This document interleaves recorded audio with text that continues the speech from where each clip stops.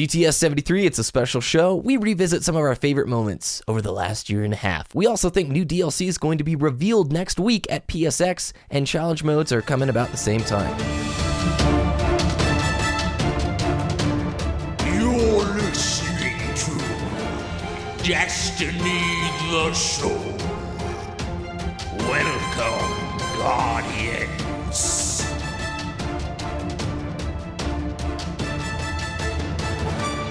What's good, everybody? It's BBKDRAGOON. What is up, Ditty? How are you doing today?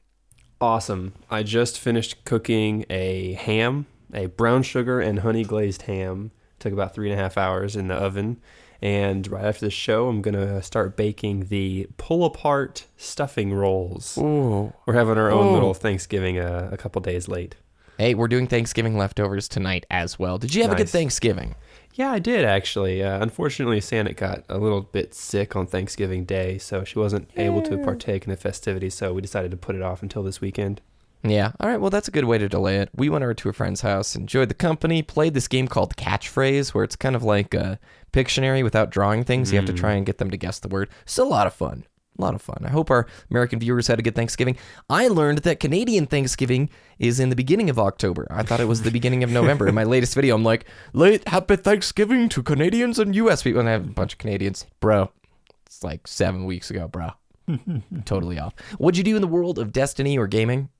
I started up my Stormcaller class, finally. I haven't touched the Warlock since Taken King came out, and today I just started, like, I want to unleash some power on some enemies, so I've been enjoying lightninging Yeah, it's a some word. enemies. Totally yeah. Yeah, on DTS it's a word at least. Hey, you're talking to a Warlock who loves it, man. That's a sweet quest too, don't you think?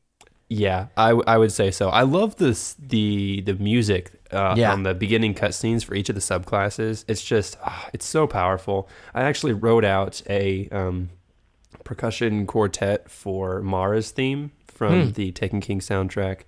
So hopefully I'll get my old high school band people to set that up. Hint, hint, I know you guys are listening. Hey, it's sweet, man. I remember seeing your percussion ensemble videos in the past, so hopefully we get to see more of those in the future. I'd love to do some more. So we're doing a special DTS today.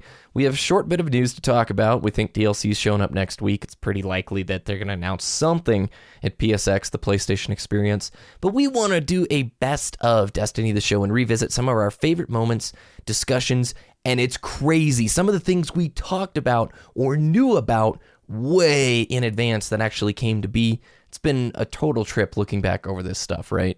Yeah, absolutely. With that said, let's hop into the news.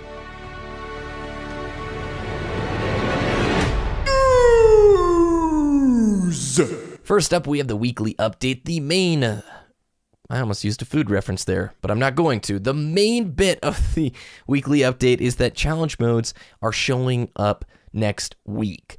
And I'm going to quote here, if you've slain Oryx and then slain him again, you've likely heard some chatter about the upcoming challenges for King's Fall. As always, we plan to keep many raid-relevant details shrouded in darkness. But today, the raid team is ready to cast a sliver of light on the subject. So their lead raid designer, Gavin Irby, showed up and he said that early December, one of the King's Fall bosses will offer their challenge each week. You'll see which boss when you select the raid in the director. It will display next to a skull, just like one of our Nightfall modifiers.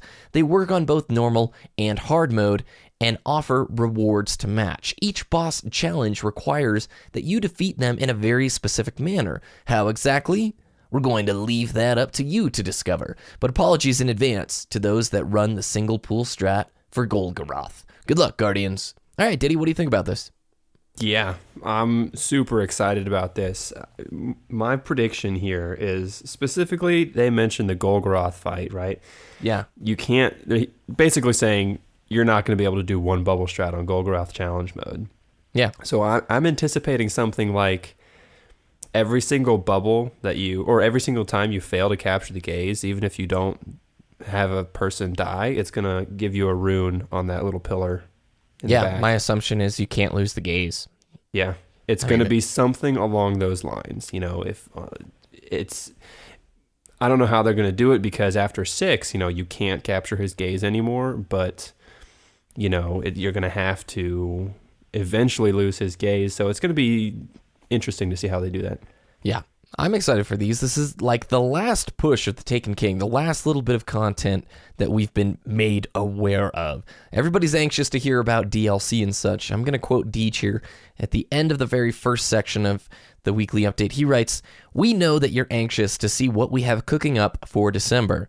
Although we hope to keep the main course under wraps a little while longer, we'll have some meaty details ready to go as early as next week. In fact, here's a preview, an appetizer, if you will, of what you can expect after the holiday." And then it goes on to talk about challenge modes. But when he says keeping the main course under wraps, I don't think he's just talking about the weapon patch that shows up in December or the exotics that are getting the year 2 treatment.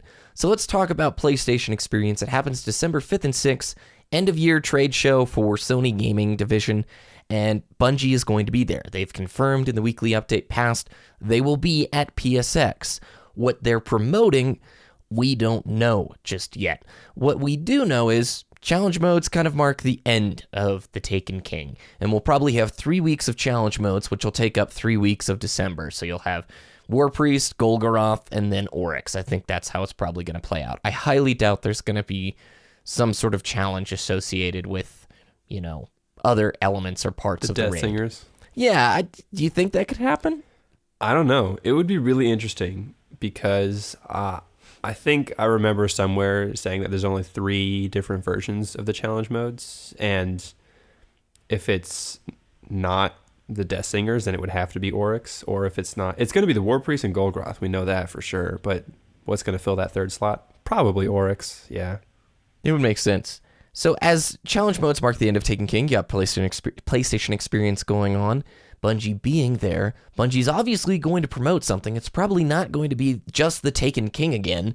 It's most definitely not going to be the Refer a Friend program, which caused a big stir this last week. And the last piece of the puzzle, a handful of community content creators, streamers, and YouTubers in the Destiny sphere are going to PlayStation Experience. I know Dotto is headed out there, as well as a handful of others that I'll let say, themselves that they're going. When you put all this together, I find it unlikely that they're just going out there maybe to play the Taken King again. Challenge modes? I mean, that would be the only thing that we know about that they would be playing, and I can't see that happening. And the unlikeliness of there being no DLC until September, if you listen to Dotto on this last week's Planet Destiny podcast, he just thinks that is very unlikely, as well as, Gathalion and Broman and a lot of the big, more noticeable faces of the community. It times well. I really think I would bet $5 right here, right now, we're going to have a DLC announcement at PlayStation Experience, and I'm going to wager one further. I think it's going to be free. I don't think this is going to be a $20 thing. That one I'm not betting on, the paid or free one, but I do think it's happening at PSX. What do you think? Did he paid free? What do you think would be in this? Honestly, it depends on the size of the DLC. If it's just like a raid, I can see it being free. But if it's like a raid, PvP maps, a couple strikes, and a story mission, I wouldn't expect that to be free. I would expect that maybe not to be, since microtransactions are in the game. I've said this before. Since those are now in the game, I going to expect DLCs to be less money than they were in year 1. Yeah. So instead of the $20, maybe $15, or instead of $15, $10, or something like that, because there is another way in the game right now for more additional revenue for Bungie and Activision. So I would expect something along those lines. Yeah, I agree. I think it's going to have to carry the narrative into Destiny 2. I've had a lot of people comment on my videos, Destiny 2, what happened to their 10-year grand plan? Well, Destiny 2 coming out September 2016 is part of that leaked plan from which we got the Taken King. Like that leaked screenshot all the way back in January when Comet leaked. It's still following that same position, that same train, that same, I guess, what would you say? What's the word? Like it's following the same pattern that leaked screenshot show. The same theme, same architecture or whatever. But I think it would be ideal if Bungie announced their plans for year 2 DLC, not just the next DLC coming out, not just like the next DLC that you get, right?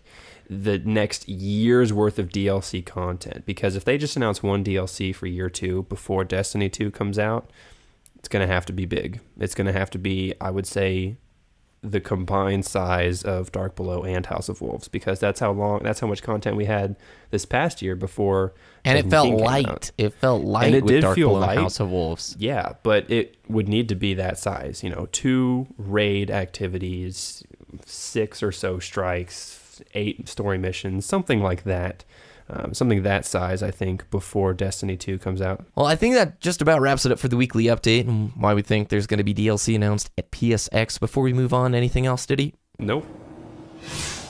Salvaged relic data is now decrypted. Not of consequence. Evening, Guardian. Earn your honor, Guardian. Titan survey data requested by Vanguard. This week's topic is mighty special to us because we're going back in time through the vault, the DTS vault, which is unlimited in size from launch, by the way. Didn't have to patch that in.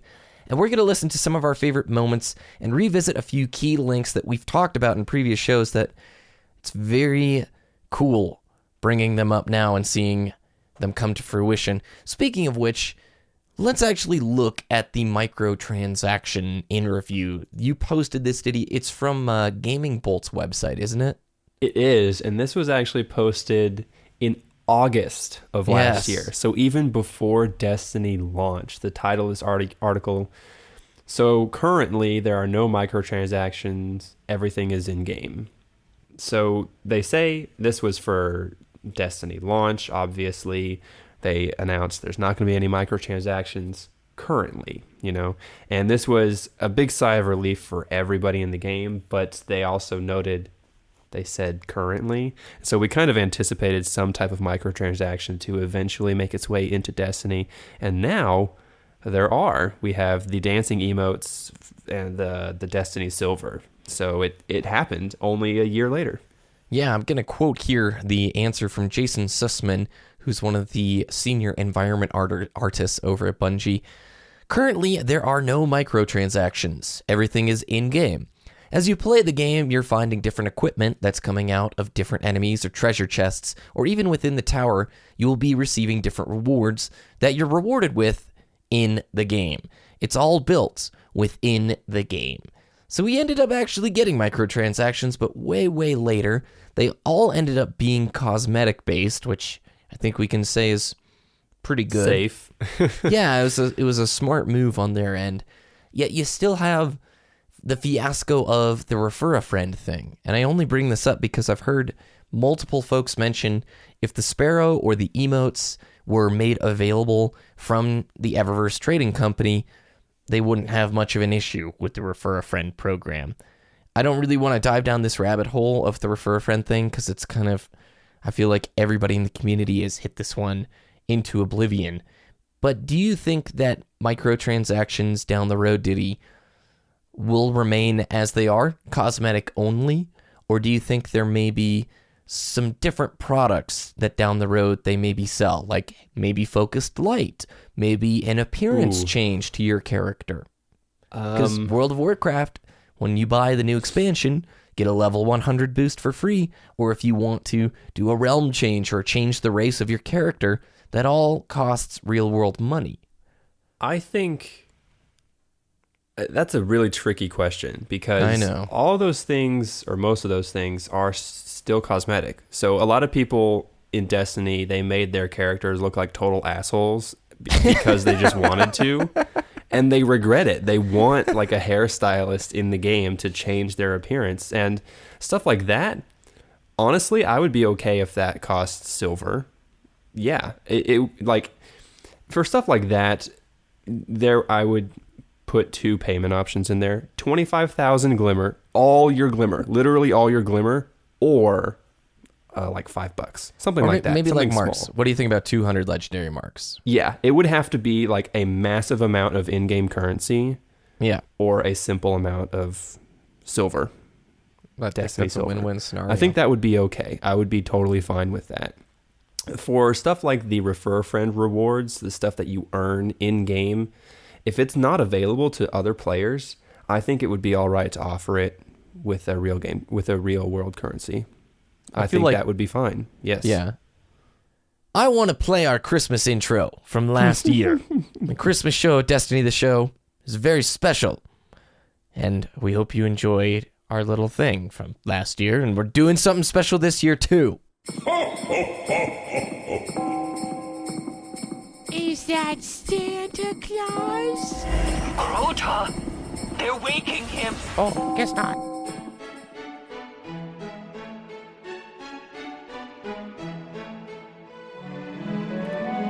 Welcome, my friends. It's been a mighty good year. Do stay, gather round. Have a cup of black wax, idol. I've got warm ether seeds right by the hearth. Bathroom's right down the hall to the left. Use your ghost to get in. You know how. Ah! Who invited the cabal? You know Omnigul doesn't like them. They're always tracking that dirty Mars in my house. Hate it. Oh, it's starting. Welcome to Destiny the Show. I have waited so long for this day. So, Ditty, how has the Dark Below been treating you? I am excited for whatever we're planning on doing this year. We've talked a little bit about it, but I want to there's more characters now. We can do more stuff. That's true. Yes. And there's more we know about the story, so we can kind of make some little Easter eggs in our intro here. There were not many characters back then to make a little intro from. So that's one of my favorite moments, dude. It's been a pretty unique year. What should we talk about next? Do you think we should talk about the Engram patch? I think, yeah, let's go ahead and talk about the Engram patch. And right, this? Oh my gosh, this was, what was the date of this? 26th of September, bro. The 26th of September. So like 2 weeks after Destiny launched, Bungie was like, oh, purple engrams shouldn't decrypt to lower than purple gear. So in vanilla Destiny, you know, you get like that 2% chance to get that legendary engram, and you're like, yes, a legendary item, finally. And then you had like a 3% chance of decrypting that legendary into a legendary item. It was ridiculous because the majority of the time they would just go into blue or green or whatever. And we just thought that was total crap. But Bungie finally patched it in 2 weeks later, and it was nice. Yeah, my favorite little line here is Cade 6 took the Cryptarch aside and showed him a sack of doorknobs. He decoded that mystery pretty quickly. Yeah, that was Loot Cave era, man. What people would do, young Guardians, they'd go out onto Earth and patrol. And there was the Loot Cave, and everybody would shoot into it. You'd have like 9 or 10 people out there, right? Yeah, this is in Skywatch, by the way. That little cave, you can go disturb the remains. That is from the original Loot Cave. People would just stand in Skywatch and shoot the cave for hours because enemies would instantly respawn after a certain distance. And there are some pretty hilarious videos about it. You guys can go see. There's like this little flash game made of just clicking your mouse into a cave and different colors would appear. And like that's all it was, but that's exactly what we were doing in Destiny. And that was the way to get the best gear, to be honest. People leveled up really fast. They really did. Yeah, you would just start a new character and you would just run over to the loot cave. This was also before Destiny Item Manager or any of the like online gear managing stuff. So once you filled up with engrams, dude, go back, decode, come back and do it again. I think I spent a grand total of 4 hours doing it, and you just got so many engrams. You didn't even have to shoot. You just had to aim down sight or look at the cave, and engrams would pop up. You didn't even have to do any damage to any of the enemies. That's how lazy some people were. I remember that era. It's mighty fun. So, yeah, I remember getting purples, and it turned into a blue, and you'd just be mad. You'd just be real mad. Mm-hmm. Yeah, because I got maybe 3 purples in Vanilla Destiny. None of them turned into a purple item. While we're talking about Vanilla Destiny, why don't we revisit the show right after we beat Vault of Glass? Because I still see this as maybe the greatest night of Destiny I've ever had. And as great as the raid, King's Fall has been, and Crota's End was a lot of fun, I still think Vault of Glass holds top spot for the most epic, mysterious adventure. And blew my expectations out of the water. I was a level 26 or 27, just doing dumb things like maybe the weekly. I guess there wasn't a weekly back then. We were just doing kind of like the daily heroic, doing PvP, and then we raided, and everything changed. Everything changed. It was awesome. I loved the environment. I think the environment design down there, like the scale of that underground place, is insane.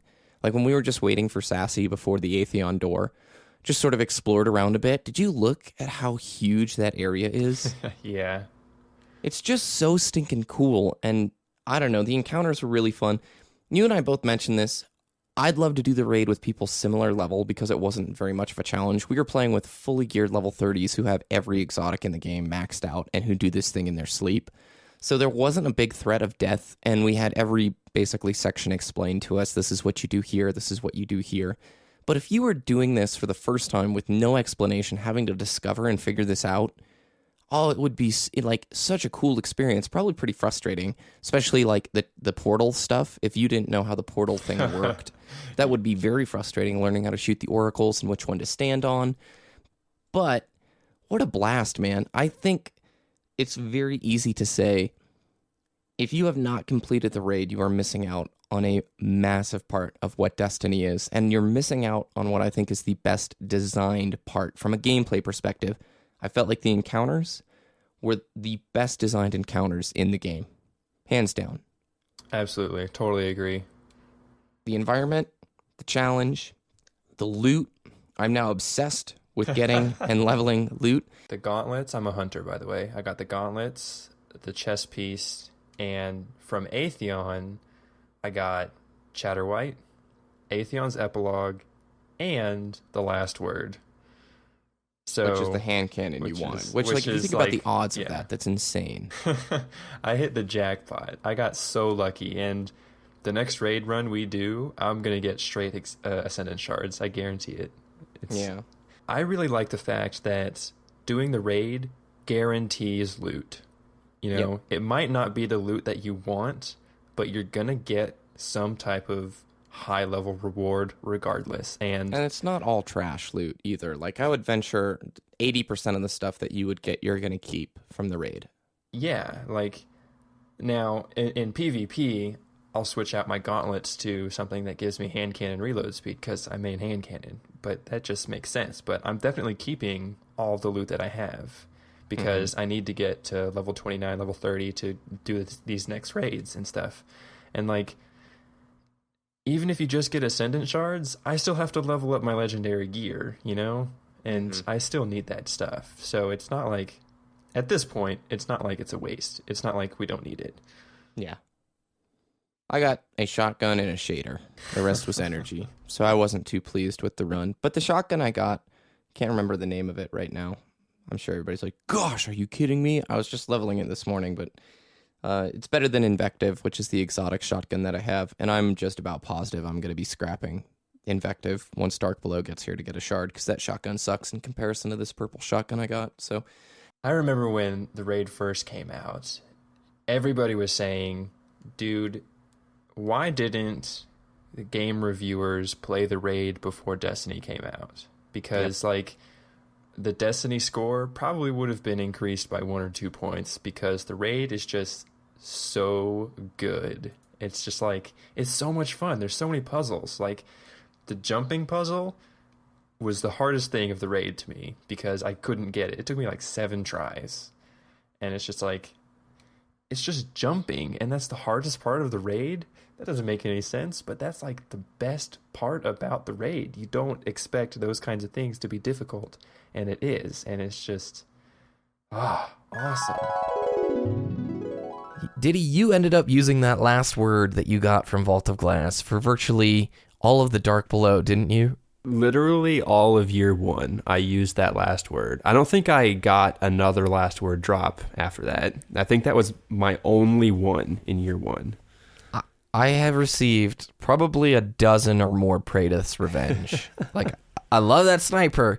Stop giving it to me. I've never had a Mythoclast. I've never gotten a Mythoclast. You never got a Mythoclast? No. We need to go back and do it. We do. I mean, every time I do it, I get a Praedyth's Revenge. It's honestly, I think now would be a good part in the show to talk about, Bungie should rework the raids. We should just do it really quick. So Vault of Glass and Courtesan not so much. They're so well designed.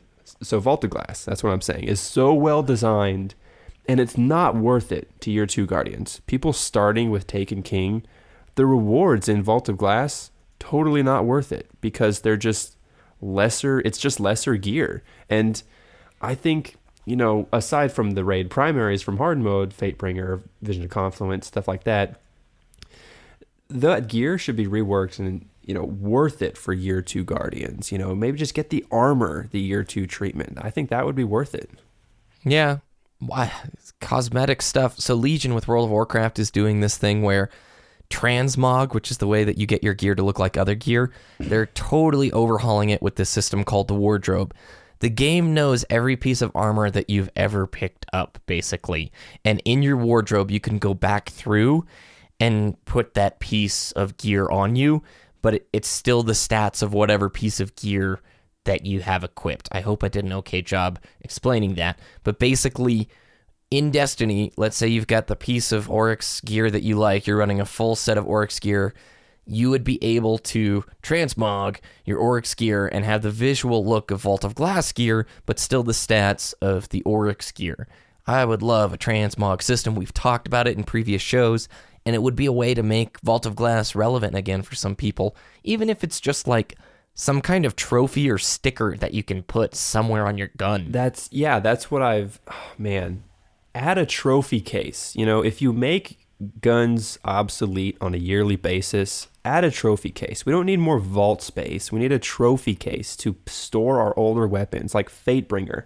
I have probably 50,000 kills with Fatebringer, and I can't use it anymore because it's obsolete. I want a trophy case to put that Fatebringer, Way back in the third week of Destiny, we actually heard about Trials of Osiris. Can you believe that? I cannot believe I actually went back and researched this, and I saw it in the show title. I was like, what? Week 11 of Destiny, the show? That's 2 weeks after Destiny launched. We actually heard about Trials of Osiris. It blows my mind. Next up is Trials of Osiris, which is a secret PvP playlist that was discovered, I think, yesterday or the day before. So the way this works is if you're a Crucible player, you're playing Crucible, and you win at minimum 25 games in the same game mode. Doesn't have to be in a row, but you need to be like, if I'm going to be doing the free-for-all playlist as a Crucible player, and I win 25 times, I have thus entered my Guardian, basically, to have the chance of getting what's called a tournament ticket. A tournament ticket is given to players who excel at a certain game type in the Crucible playlist. So once you get a tournament ticket, it's an invitation to go to a special PvP playlist called the Trials of Osiris. This takes place on Mercury, and currently I think it's the only way to play on Mercury. Is that right, Ditty? Yeah, I think so. And it's a 3v3 playlist. If you lose 3 times, you're out. You can continue competing in the Trials of Osiris playlist until you lose 3 times. Once you are out, you've lost 3 times, you then have to earn another tournament ticket to regain access. I think this is so stinking cool, don't you, Ditty? Yeah, this is like the best of the best. This is basically Destiny's MLG playlist. And the fact that it's locked and it's kind of secret to most people, that's really cool. Like, it gives it exclusivity and it gives it desire.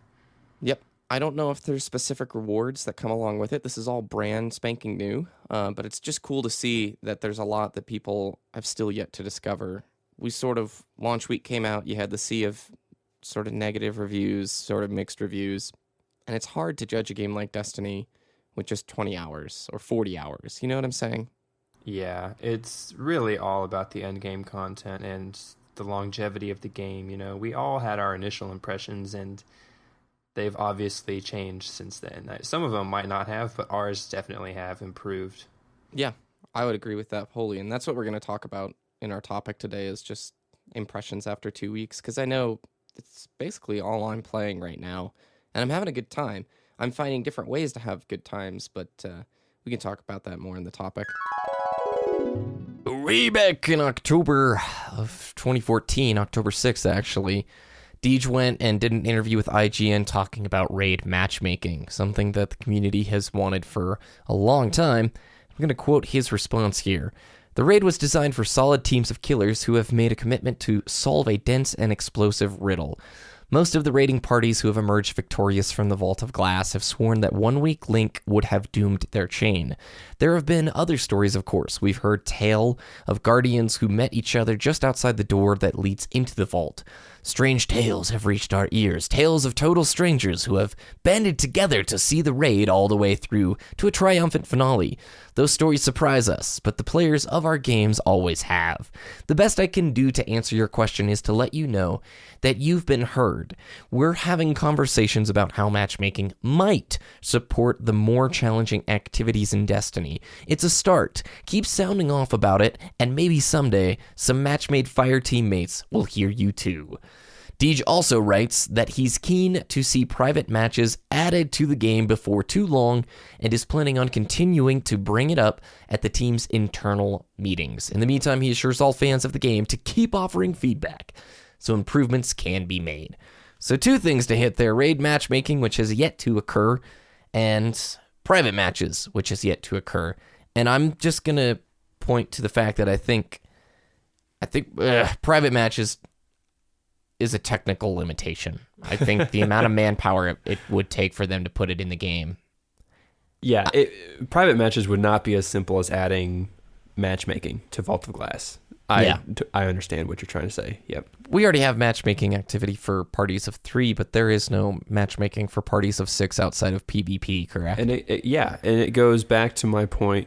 It would make the old raids more relevant. You know, if matchmaking were added, since we're making year 1 stuff obsolete anyways, the rewards for Vault of Glass, as I said, not worth it. But if you add matchmaking into Vault of Glass, I think it's at a point where it's easy enough, or Guardians right now attempting endgame activity in the Taken King, it would be a lot easier, I think, for people to go back and do Vault of Glass if there were matchmaking now, because this article came out a month after Destiny launched, and that's like, we didn't really have as much of an understanding of the Destiny mechanics that we have now.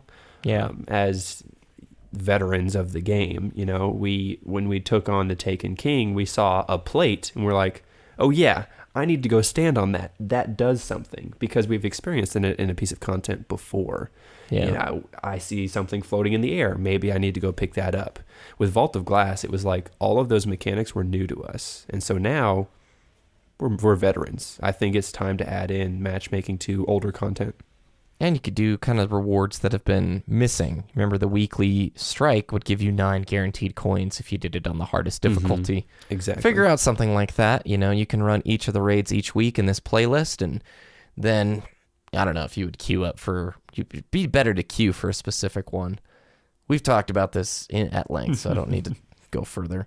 I think we wrap up today's show by playing one of my favorite segments. This was right after the E3 trailer for The Taken King came out. You and I watched it together while we recorded the intro for DTS. We're just super hyped, and I hope that sentiment comes back to Destiny players. Right now, there's just a lot of negativity because people are anxious to hear about what's next. We've done most of the stuff we want to know. There's more stuff coming, listeners. Like I said, bet money on it. Let's bring back the hype. Let's bring back the hype. Ditty, where can people find your content? Twitter.com/Ditty, DTS, DITTY, DTS, and YouTube.com/Wooshness, WOOOSHNESS. You can check us out on DestinyTheShow.com for all the links from today and more. You can follow us on Twitter at DestinyTheShow, as well as on Twitch. Check out our friends at DestinyTracker.com, the best place to track your stats in the Destiny universe. You can find me at BBKDRAGOON on Twitter and on YouTube. Thanks, everybody. We hope you enjoy hearing us freak out about the Taken King trailer. We'll talk with you next week. Is that the moon? Oh, the moon's getting owned! It looks like it's a moon. We killed him. We killed Crota with his dad's sword. The Taken. Do you see that? He's taking enemies. Oryx has bat wings. What is this? There's a Cabal with wings. Oh man, that's what? Looks like a glorified Nova Bomb. Oh Suck my at gosh. Warlocks. Oh wait, Warlock never mind. Force Lightning. Star Wars confirmed. I'm a Warlock main now. Oh, look at the hammer. Oh, it looks like it can throw multiple of the hammers. Dude, look at these environments. Look at these environments. That's Saturn in the background. Did you see that? Yes. Look at that gun. Did you see that gun? What the? That was the bow in action again. Oh, that Titan helm. Oh my. Oryx with the bat wings. Oh my god, he's literally Satan. Guys, Oryx looks, well, not exactly. He looks like Illidan, but cooler. If you play WoW, you know what that is. If you don't, look it up. Oh my gosh.